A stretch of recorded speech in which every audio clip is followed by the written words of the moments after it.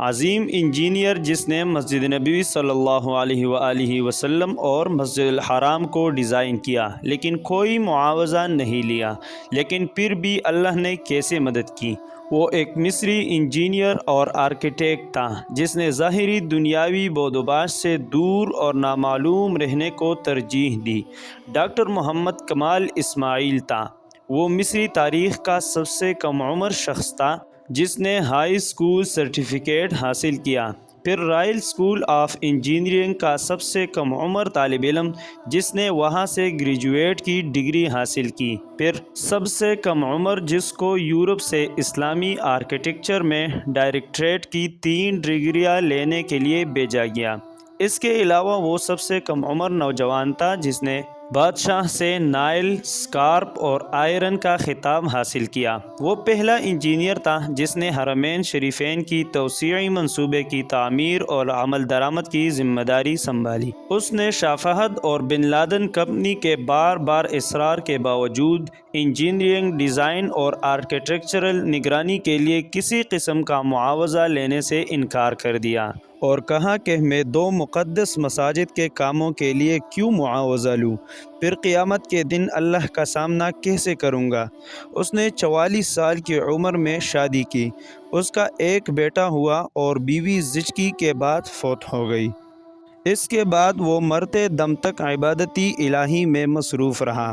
اس کی عمر 100 سال سے زیادہ تھی اور ردی دنیا اور میڈیا کی چوکا چاند سے ہٹ کر گمنام رہ کر حرمین شریفین کی خدمت کی۔ اس عظیم آدمی کی حرمین شریفین میں نصب کیے گئے سفید پتھر کے حصول کی بھی بڑی دلچسپ کہانی ہے، اور یہ وہ پتھر ہے جو حرم مکی میں مطاف، چھت اور باہر صحن میں لگا ہے۔ اس کی خصوصیت یہ ہے کہ گرمی کو جذب کر کے فرش کی سطح کو ٹھنڈا رکھتا ہے۔ وہ پتھر ایک ملک گریس میں ایک چھوٹے سے پہاڑ میں دستیاب تھا۔ وہ سفر کر کے گریس گئے اور حرم کے لیے کافی مقدار میں تقریباً آدھا پہاڑ خریدنے کا معاہدہ کیا۔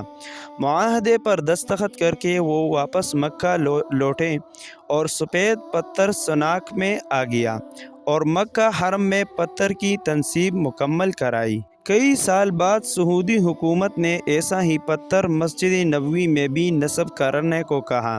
انجینئر محمد کمال کو جب بادشاہ نے مسجد نبوی میں ویسا ہی ماربل لگانے کو کہا تو وہ بہت پریشان ہوا، کیونکہ کرۂ ارض پر واحد جگہ گریس ہی تھی جہاں یہ پتھر دستیاب تھا، جو کہ آدھا پہاڑ تو وہ پہلے ہی خرید چکے تھے۔ انجینئر محمد کمال بتاتے ہیں کہ وہ گریس میں اسی کمپنی کے چیف ایگزیکٹو کے پاس گئے، اس سے ملے اور ماربل کی بقایا مقدار جو بچ گئی تھی اس کے بارے میں پوچھا تو چیف ایگزیکٹو نے بتایا، وہ ماربل تو ہم نے آپ کے جانے کے بعد بیچ دیا تھا، اب تو 15 سال ہو گئے ہیں۔ کمال بہت افسردہ ہوا اور میٹنگ چھوڑ کر جانے لگا تو آفس سیکرٹری سے ملا اور گزارش کی کہ مجھے اس شخص کا اتا پتہ بتاؤ جس نے بقیہ تمام ماربل کی مقدار خریدی۔ تو اس نے کہا، پرانا ریکارڈ تلاش کرنا بہت مشکل ہے، لیکن آپ مجھے اپنا فون نمبر دے جائے، میں تلاش کرنے کی کوشش کرتی ہوں۔ اس نے اپنا نمبر اور ہوٹل کا پتہ دیا اور اگلے دن آنے کا وعدہ کر کے چلے گئے۔ دفتر چھوڑنے سے پہلے کمال نے سوچا کہ مجھے کیا ضرورت ہے کہ کس نے خریدا، اللہ خود ہی کوئی بندوبست کر دے گا۔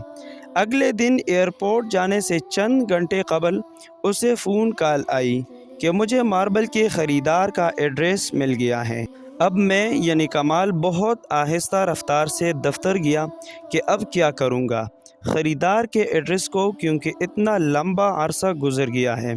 کمال دفتر پہنچا تو سیکرٹری نے کمپنی کا پتہ دیا جس نے ماربل خریدا تھا۔ جب کمال نے پتہ دیکھا تو کچھ دیر کے لیے اس کا دل دھڑکنا بھول گیا، پھر زور کا سانس لیا، کیونکہ وہ کمپنی جس نے ماربل خریدا تھا وہ سعودی تھی۔ کمال نے سعودیہ کی فلائٹ پکڑی اور اسی دن وہ سعودی عرب پہنچا اور سیدھا اس کمپنی کے دفتر پہنچا اور ڈائریکٹر ایڈمن کو ملا اور پوچھا کہ آپ نے اس ماربل کا کیا کیا جو گریس سے خریدا تھا؟ تو اس نے کہا کہ مجھے یاد نہیں، پھر اس نے اسٹاک روم سے رابطہ کیا اور ان سے پوچھا کہ وہ سفید ماربل جو گریس سے منگوایا تھا کدھر ہے، تو انہوں نے کہا کہ وہ ساری مقدار موجود ہیں اور اس کو کبھی استعمال نہیں کیا گیا۔ تو کمال نے ایک بچے کی طرح رونے لگا اور کمپنی کے مالک کو پوری کہانی سنائی۔ اس نے کمپنی کے مالک کو بلینک چیک دیا اور کہا اس میں جتنی رقم بھرنی ہے بھر لو اور ماربل کی تمام مقدار میرے حوالے کر دو۔ جب کمپنی کے مالک کو پتہ چلا کہ یہ تمام ماربل مسجد نبوی صلی اللہ علیہ وآلہ وسلم میں استعمال ہوتا ہے تو اس نے کہا میں 1 ریال بھی نہیں لوں گا۔ اللہ نے یہ ماربل مجھ سے خرید کرایا اور پھر میں بھول گیا۔ اس کا مطلب یہی تھا کہ یہ ماربل مسجد نبوی الشریف میں استعمال ہونا ہے۔ اس سارے واقعے سے ہمیں یہ سبق ملتا ہے کہ اگر ہم کوئی نیک کام کرنا چاہتے ہیں تو اسے دنیا سے چھپ کر صرف اور صرف اللہ کی رضا کے لیے کرنا چاہیے۔